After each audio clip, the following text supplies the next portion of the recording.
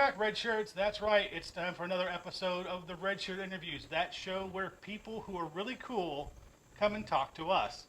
For some reason. For We some don't know reason, we why. still can't figure it out. But hey, I think it's my charmingly boyish good looks. Yeah, that's it. And with us is a very special guest, one of my absolute favorite actors from the Dead Gentleman and Zombie Orpheus Entertainment Groups.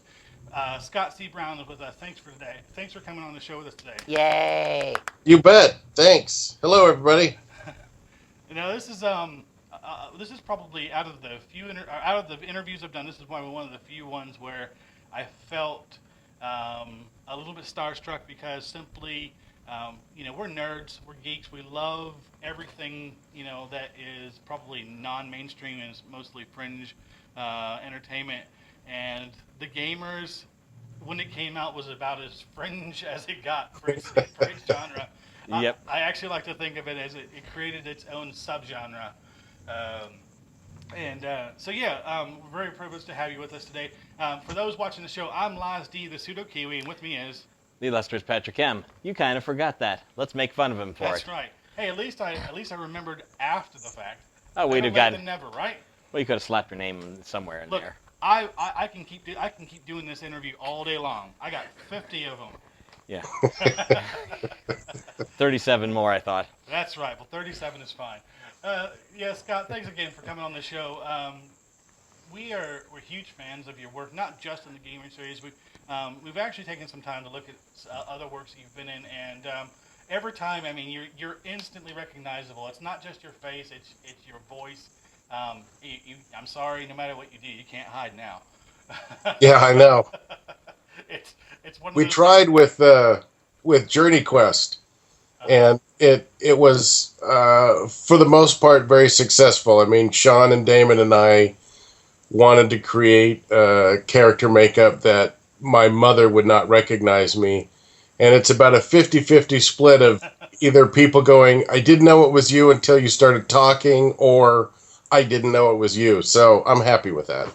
There you go. Well, obviously you've been working for a while now, and you've got I saw a lot of things that you've done have been kind of some of them been short, some of them have been feature work, some of them have been like web series and such like that. So it's been kind of across the board. How did you get into acting? What made you decide that this is what I'm going to do for a living?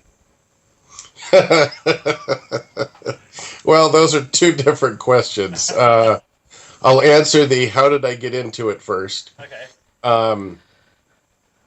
I, unlike most actors, came into it late and not through the music industry.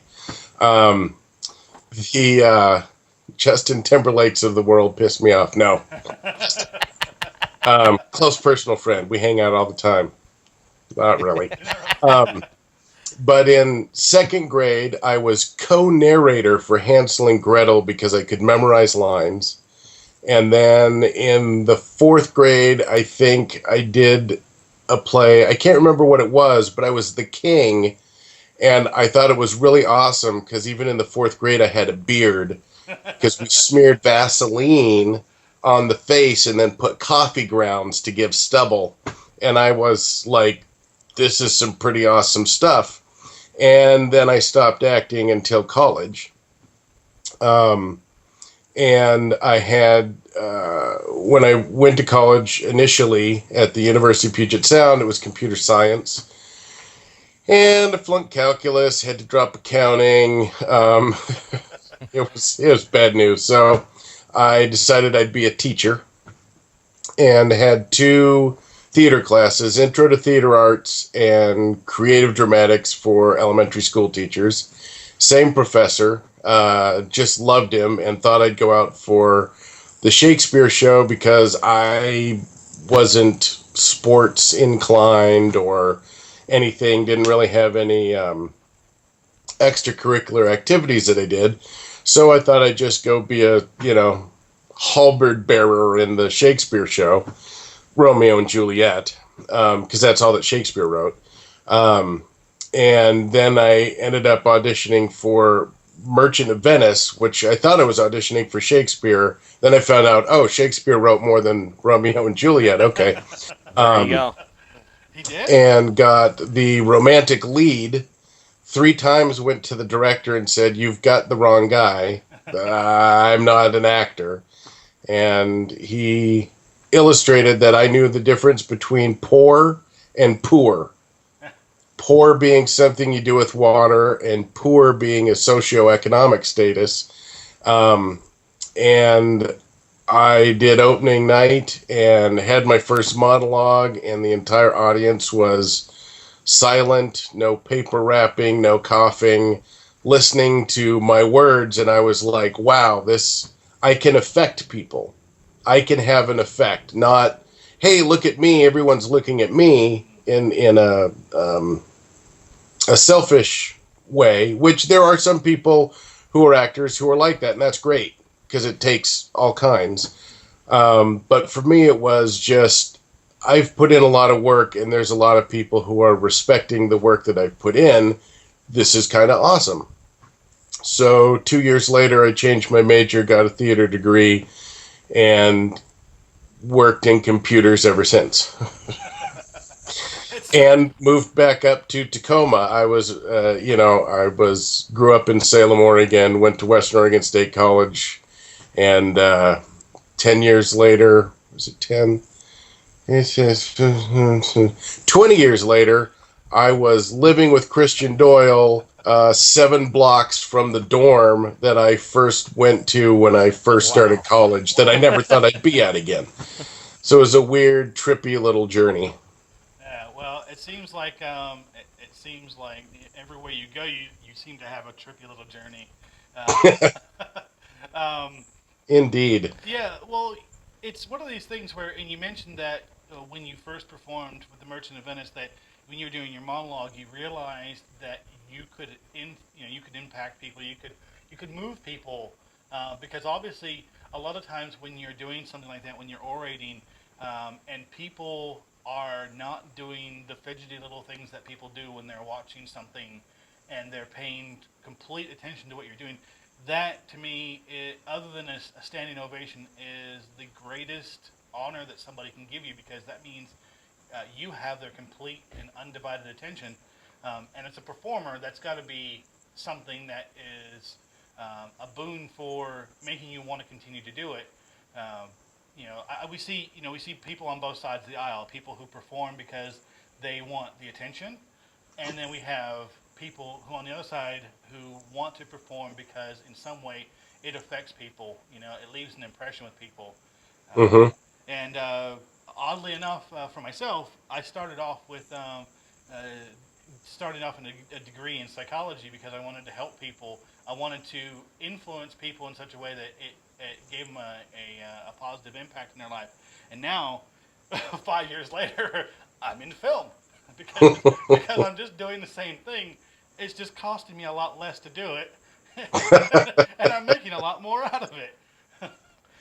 Then he showed up and wrangled me. Yeah, and then I wrangled him into it, and it went downhill.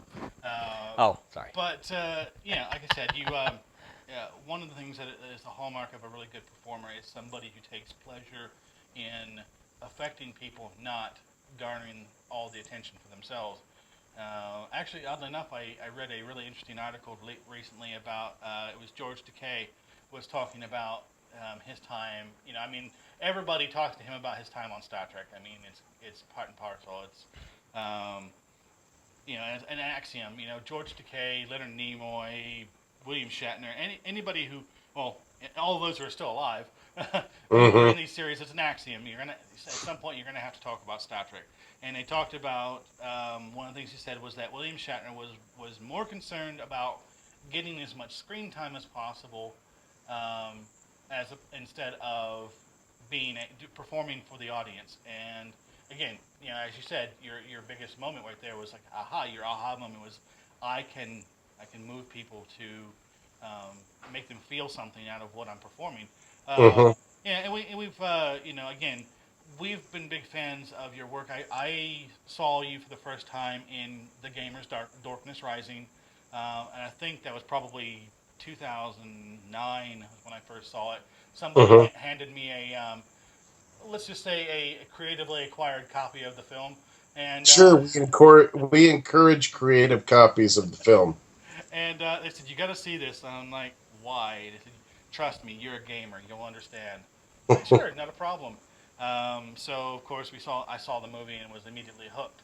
Um, Then he Yeah. dragged me along again. Again, Oh. every time I find something cool, I usually grab him like, come here, you got to see this. He's like, I'm in the middle of working. Come here, you got to see this. I'm in the middle of surgery. Come here, you got to see this. And obviously, one thing that I've noticed is that whenever you're playing these roles, you seem to do a Jekyll and Hyde kind of split really well between the characters. Just at the moment, specifically with your role as Leo and Flynn, and of course, the battle turtle, if you like. Hmm. There is a real dichotomy in the characters, and sometimes if you're playing two different roles in the same film, you get a little bit of blending of the personalities that sometimes it's a little bit hard to determine who you're really looking at. But when we look at when we were watching Leo as the player and Flynn as the character, yes, they are the same actor, but they are two completely different people. Not exactly. It's him playing Leo, who's playing Flynn. So kind of confusing there. What is this? The guy that what was the line from Tropic Thunder? I'm the dude playing the dude trying to play another dude. Well, there's a cheat that happened on Dorkness that helped sell it because we shot all the real world stuff in the month of January in 2005, Okay. and then took a hiatus to try and get finishing funds to shoot the rest of the movie. So then, let's see, January, February, March, Christian and I were in. A funny thing happened on the way to the forum. We closed, and the next weekend we were at Fort Flagler shooting the fantasy stuff. So all of the Leo scenes, I was only Leo, and then all the Flynn scenes, I was only Flynn and Turk. But I mean, Turk was pretty much just Stand there, get I killed. don't even know that I had lines as Turk. I was just the armored dude pushing stuff out of the way. But in Hands of Fate, it was different because we were shooting everything intermixed. So it was more of a standard shoot where you're playing both characters. The good thing was that was already established, and we kind of knew who Flynn was, who Leo was, who Gary was, who Luster was, all of that stuff. Everybody had their characters by that point. But it's really interesting because I think it would have been a little more muddy had we not discovered those characters in that way. Right.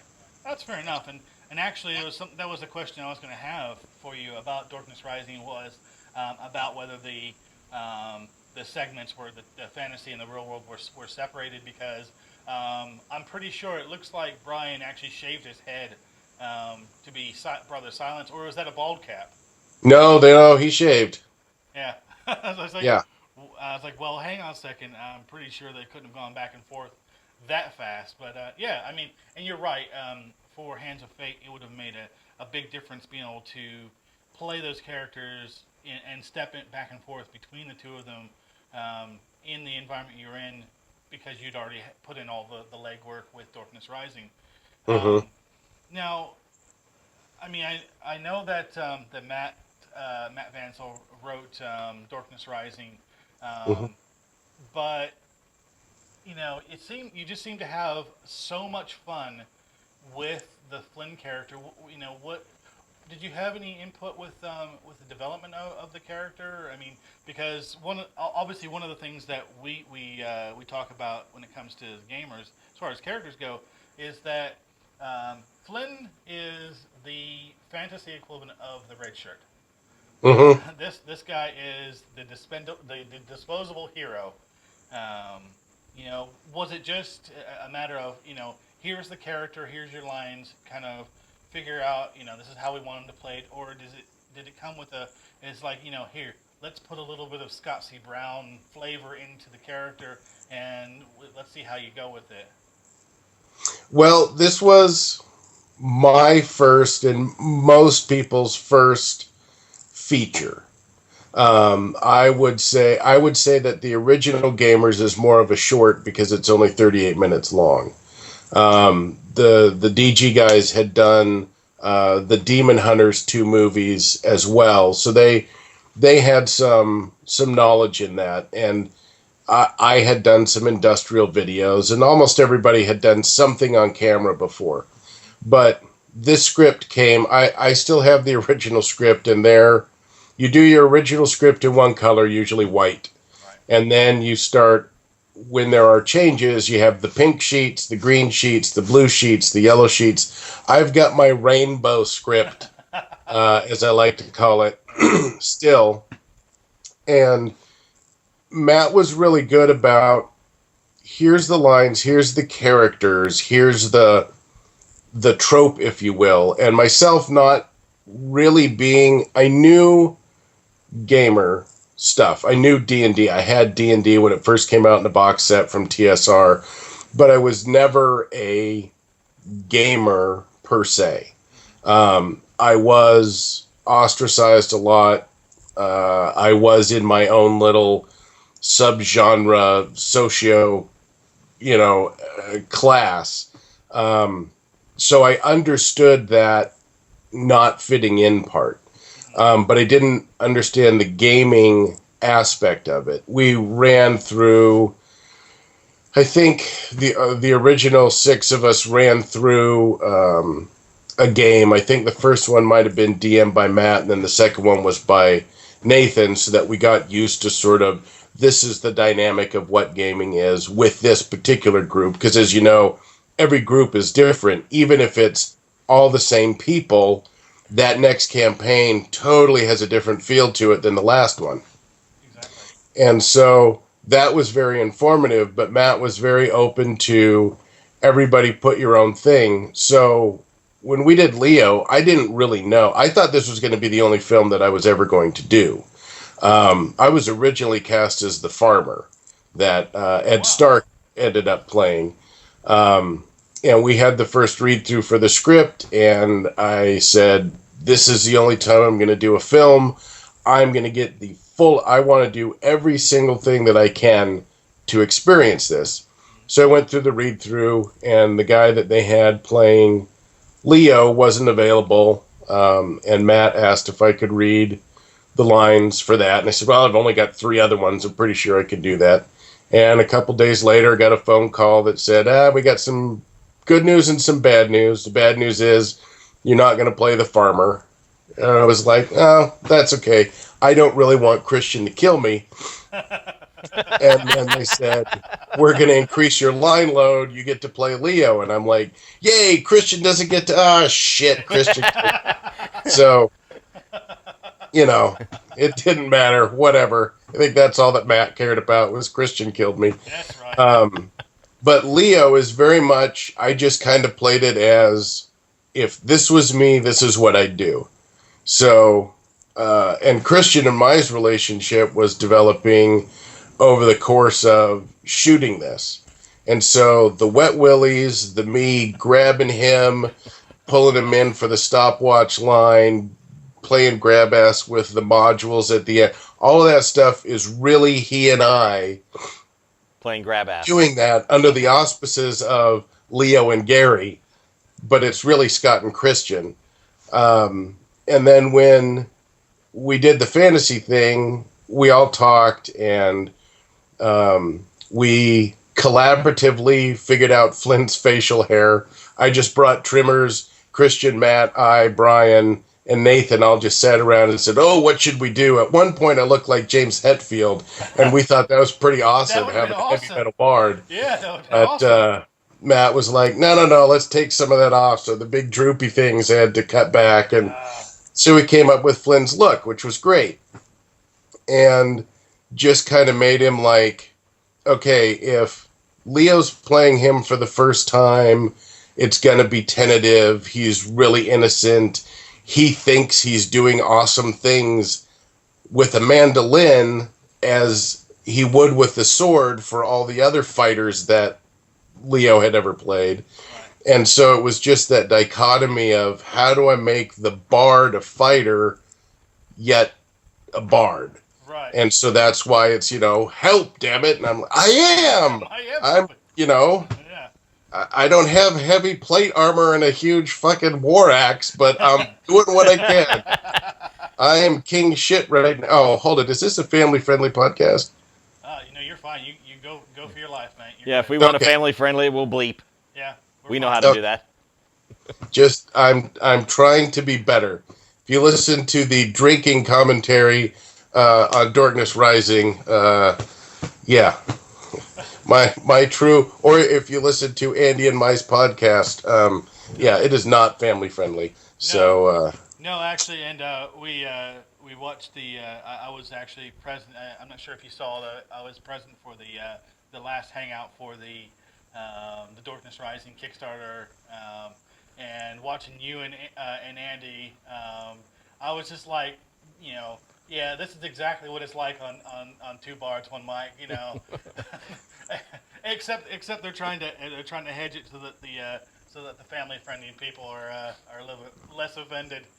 yes. But I said I've listened to it myself, and I thought to myself, this just sounds like two guys hanging out, just chilling, shooting the shit, and talking about whatever was cool to them at the time.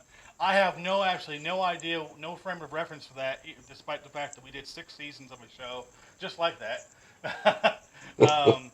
But yeah, I mean, one of the cool things is that, and you can see that you said that you played the character initially as kind of somebody who's a little bit timid. You're kind of finding your footing.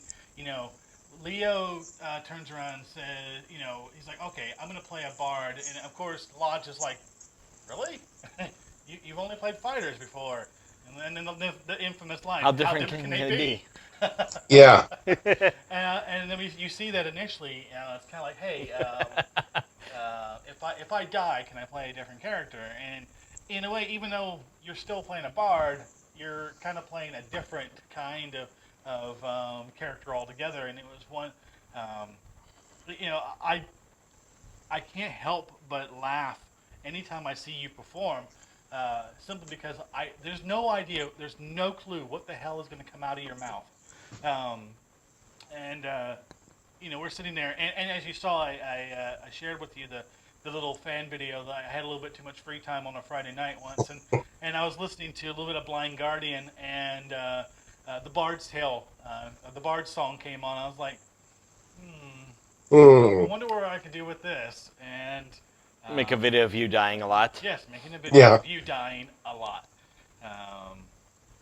So the cool thing is that not only have we seen your work as an actor across different genres altogether, we note that you had a small part in Safety Not Guaranteed. A little uncredited I one. did that didn't make it past. I think I was in the cut for Sundance, and I believe I was in the cut for South by Southwest. So if anyone saw the movie at either of those two places, they saw my big, quote, indie feature debut, where Colin Trevorrow, who just got done directing Jurassic World as his second, he did Safety Not Guaranteed, little itty-bitty movie, and then he goes to Jurassic World. Yeah. He told me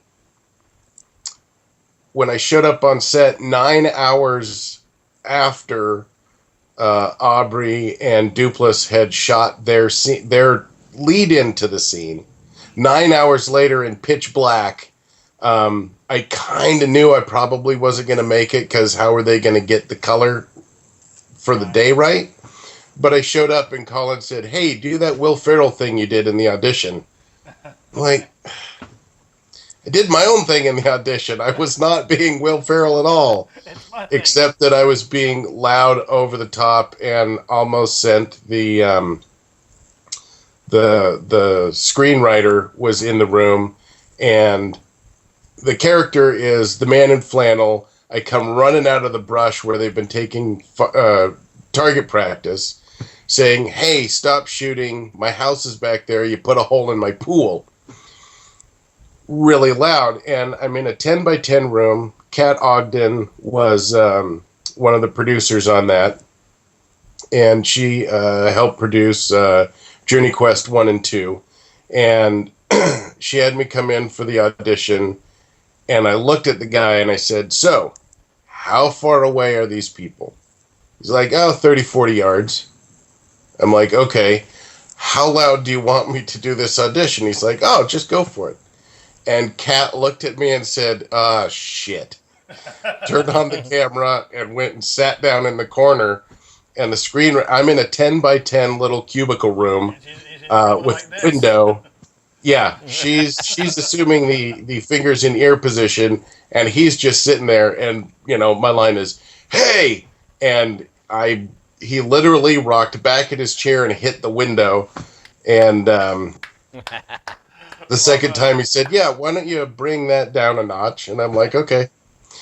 And then I was leaving the room, and it's the offices that the Seattle film industry has for incoming films for like production offices is right above the police forensics unit. And so it's a bunch of little offices on the exterior and then a huge open space. Okay. So I leave this little room, walking into this huge open space, open the door, and everyone turns to look. And I was just like, "Oh my God, I am so embarrassed." And I start walking out and I see this guy coming from the back, moving towards me. Bigger guy. And I'm just like, "Oh, fuck, I'm going to get escorted out by security. This sucks. This is an awful audition." And so I kind of start moving around to try and go out the door. And he just changes his path and just beelines towards me. And I'm like, "Oh, my God." And the guy walks up. He's like, "Hi, I'm Colin Trevorrow. I'm the director. That was fucking amazing." And I was like, "Oh, okay. Hey. Yay. Colin likes me." So yeah, and then he cut me out of his film. So yeah, Thanks, Colin. Appreciate it. yeah, Thanks, and no phone call for Jurassic World. I mean, nothing. Well, oddly enough, for those watching this right now, we're recording this on Thursday afternoon, and this morning we aired the episode 1504 of the Red Shooter interviews, and our guest for that show was John Mangus, who consequently was in Jurassic World.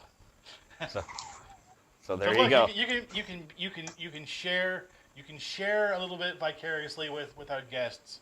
There you go. Yay. But it's it's really great to be able to talk to you and get these stories. One thing that I say to most of our guests is that what we really enjoy doing is not just talking to people who are actors or filmmakers or whatever it is, cosplayers or whatever they might end up being. We like talking to people who give us real stories, because those who are not in the industry tend to think of us who are in the industry as slightly untouchable.